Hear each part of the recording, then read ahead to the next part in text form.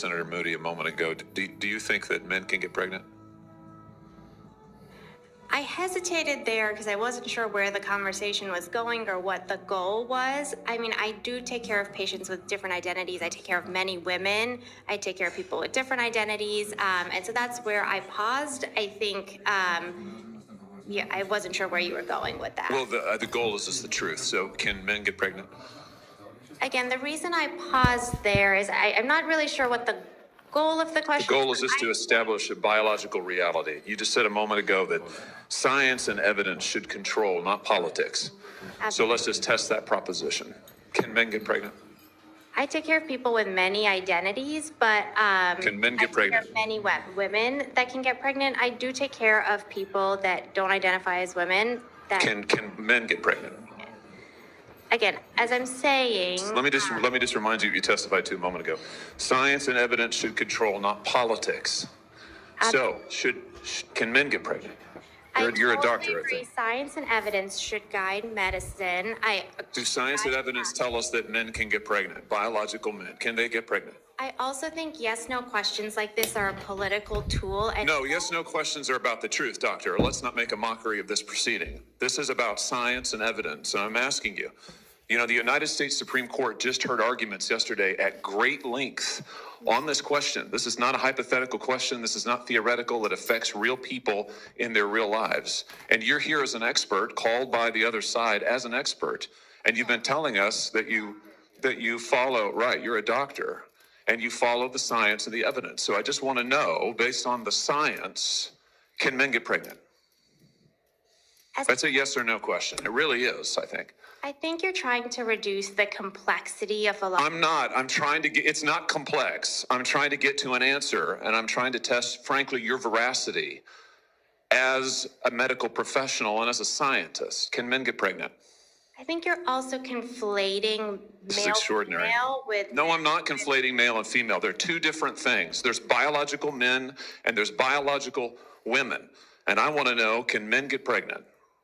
What you were talking about is biological. You're not going to answer my question. Biological males. This isn't hard, doctor. Can men get pregnant? Yes or no? I would be more than happy to have a conversation with you that is not coming from a place of trying to be polarized and push. I'm not trying to be polarizing. I'm trying to ask. I think it is extraordinary that we are here in a hearing about science and about women. And for the record, it's women who get pregnant, not men. We are here about the safety of women and science that shows that this abortion drug causes adverse health events in 11% of cases. That's 22 times greater than the FDA label. Another fact you haven't acknowledged, and yet you won't even acknowledge the basic reality that biological men don't get pregnant. There's a difference between biological men and biological women. I don't know how we can take you seriously and your claims to be a person of science if you won't level with this on this basic issue. I thought we were past all of this, frankly. I can't believe we're still here talking about this. I am a person of science, and I'm also someone here who's here to represent the complex experiences of my patients, and I don't think polarized language or questions serve that goal. I don't think they serve the American people. It is not polarizing to say that there is a scientific difference between men and women, and I want this to be clear and for the record. It is not polarizing to say that women are a biological reality and should be treated and protected as such.